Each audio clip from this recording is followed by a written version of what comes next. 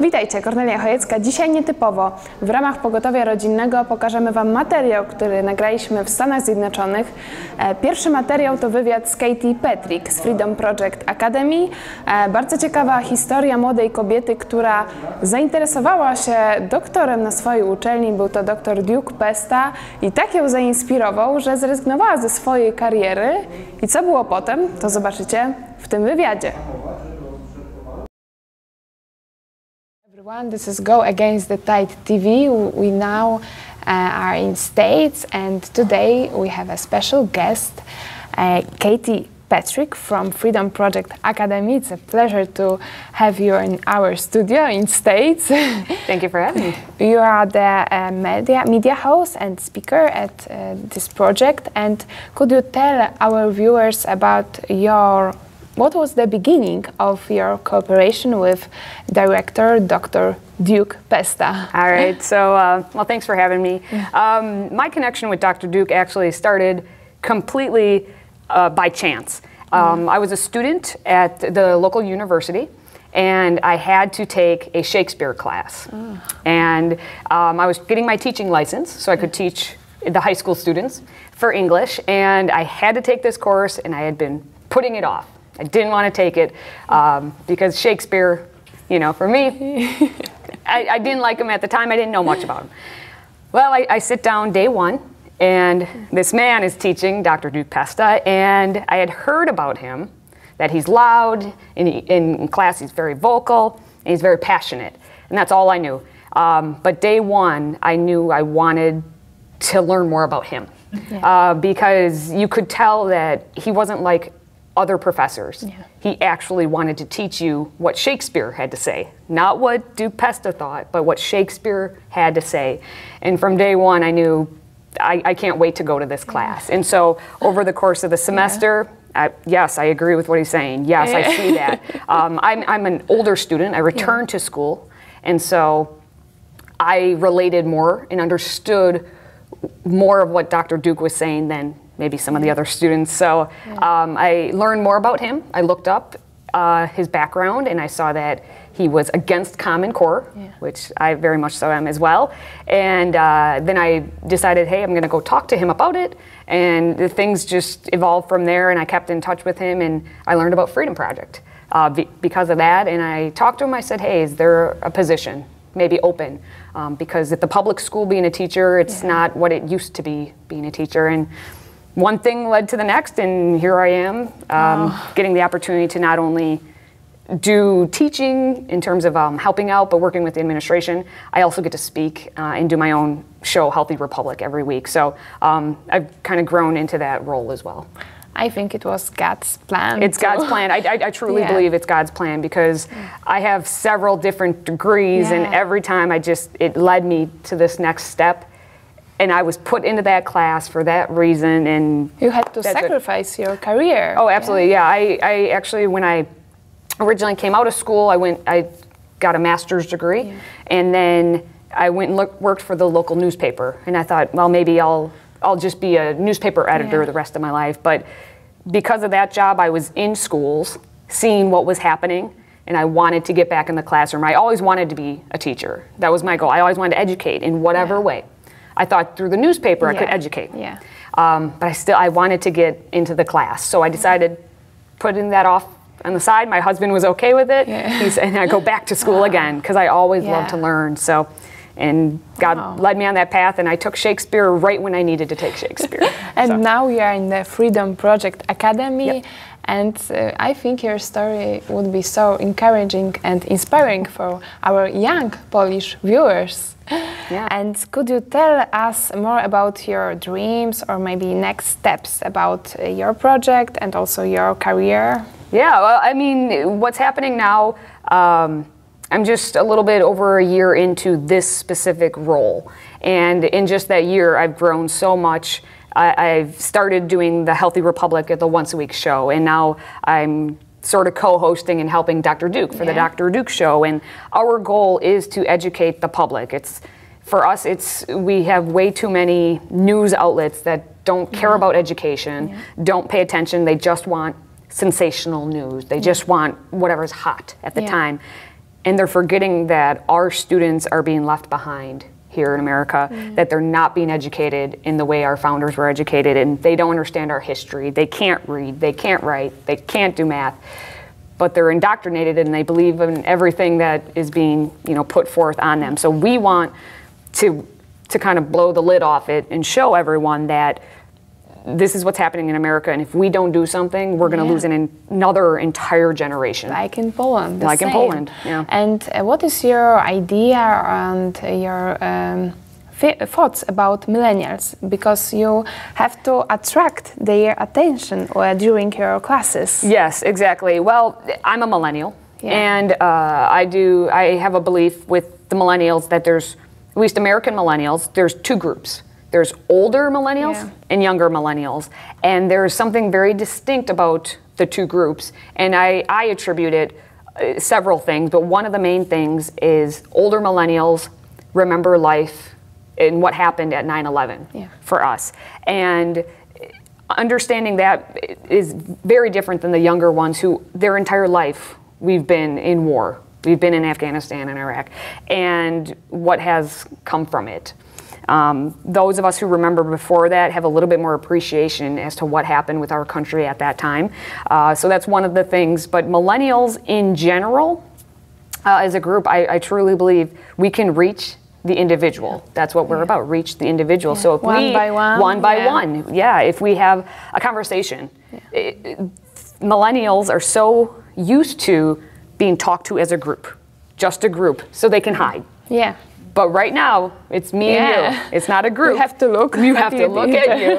And when you do that, they find that connection. Yeah. And that's how we can make the difference one by one. And that's what you have to do. Is you don't leave anyone behind. Yeah. So that's what we need, millennials, and we're seeing a difference in the generation behind us too. So there is already, you can see the difference, but there's a big chunk of time that we really need to work on with our millennials. We need to hurry. Yes, we need to hurry. We can't sit and wait around. We need to make this happen. And maybe the last question, what Poles could find in your project, Freedom Project Academy? Maybe some ideas for our Polish viewers, how we can engage in your project? Yeah, I mean, the thing is, because of the internet, we can connect. Yeah. We're able to get information from everybody. So if you want to learn more about what's happening here in America, you can watch the Dr. Duke Show at drdukeshow.com. You can see my show, Healthy Republic. You can see some of the other shows that we do, One Nation, Christ and Culture, Newman Report. And it's able way for Polish people to see what's happening here and see that that's the same thing happening to you. So we can all connect and work together. It doesn't necessarily have to just be American versus Polish. It's great that you have two pillars, media and academy. So and in the future we're hoping to, with the academy, make it so that it's not just the class is live, that you can watch the class anytime, and we're working on that too, to develop that so anyone could take it at any time. Oh, thank you. Great.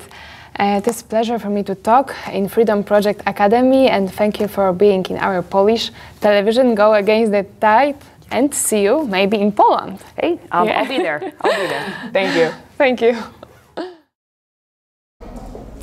Przed Wami wywiad z Williamem z kawiarni chrześcijańskiej, która nie jest chrześcijańska. Bardzo nas zainteresowała historia Williama, dlatego zapytaliśmy go o początki jego historii.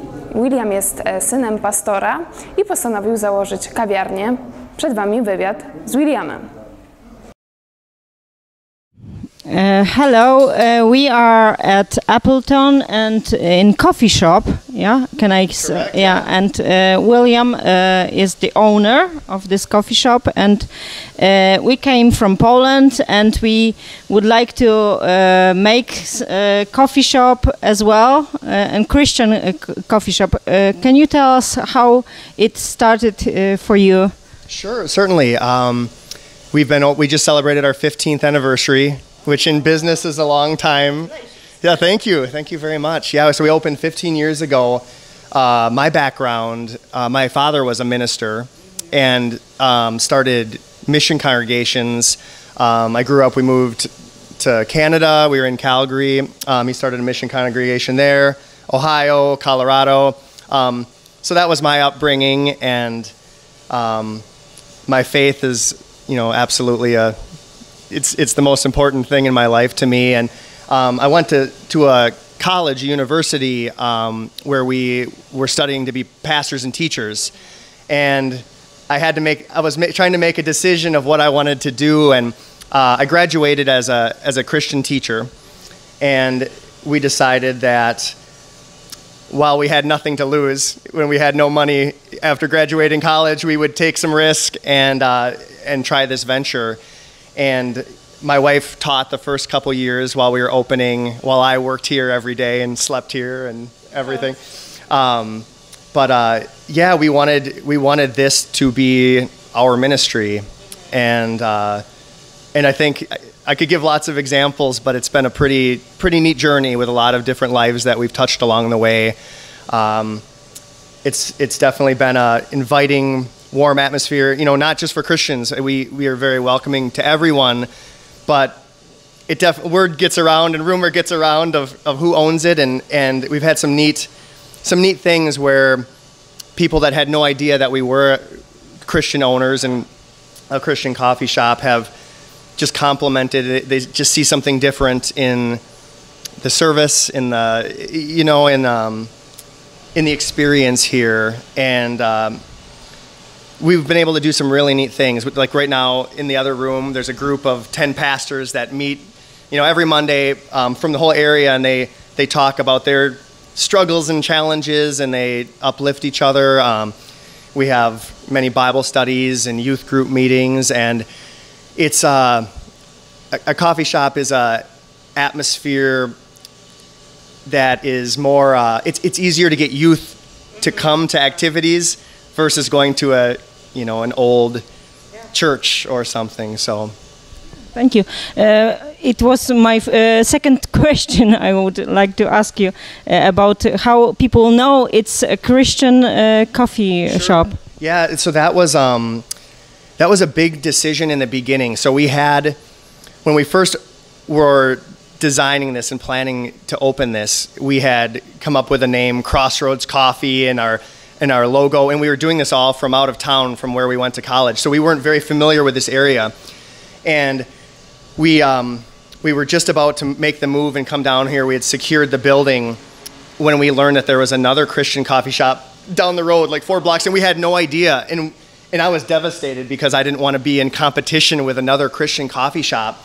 And so my father, who's a pastor, I look up to him more than anyone in the world. He has such a gift for outreach and ministry. He was raised with a very rough background, but he came to me and he said, William, why don't you be a coffee shop who is owned by Christians, who shows Christian values, but you don't blast it from the rooftops that this is a Christian cafe. He's like, let your example and let your spirit and how you treat people, speak for itself. And so I was like, okay, why don't we go that route? Well, a neat story that I tell everybody. The first week we opened, I had a lady who's a regular. She's been in every day for the last 15 years since, or weekday during the business week. And the first week she comes in and she says, I'm so glad you opened. I do not want to give my business to that Christian coffee shop down the road. And I'm like, whoa. I didn't even know what to say. It was in the middle of a rush. We were busy. We had just opened. And anyways, we served her and ended up over time building a relationship. Every day I talked with her, gave her drink, and ended up being a few years down the road. I'd gotten to know her pretty well, known her family life, vice versa, and her father had passed away one day, and she came in, and I could tell she was upset, and she was crying and visibly shaken, and I just asked her if I could walk her back to the office that day, and on the way over, I just said, hey, Sue, do you remember that first day you came in and you said that you were so glad that this was not a Christian cafe? I said, well, I do happen to be a Christian, and I just said in times like this is where I find great peace in what I have. and I was able to witness to her, and she was very receptive at that point because I had built a relationship. But I think that advice that my father gave me was very wise, because it was not long before that Christian coffee shop down the road went out of business. Depending on how you do it, I think you have to be very careful to be welcoming and to everybody, to make it as a business, but also not be afraid to tell people what you stand for if they ask, and then show by your actions what you stand for. And over the course of 15 years, I think everybody in town knows that we attract Christian employees, and we help and will serve anyone, and we run so many Christian events out of here, and that's very important to my wife and I. But at the same time, we also meet people where they are in life, realizing that it may open a door to be able to approach somebody down the road and build a relationship, because I feel building relationships is so much of a part of ministry. Sometimes you can't witness to someone as they're coming right off the street, as they are in that point of life. Sometimes you have to get past that initial barrier, break those down, build a relationship so that you can plant a seed. And yeah. So thank you very much. Certainly. That was it was. Thank you. Yeah, my pleasure, and God's blessings on your ministry. And if I can help in any ways with advice down the road, I've been doing this a long time, and I'm happy. I do a lot of consulting for different churches and different groups that want to open cafes, and I'm happy to help. It's a way I can give back. So thank you. It'd be nice to stay in touch and see what you actually do over there in Poland. So God's blessings in Poland. Thank you. Yes, you're welcome. Thank you.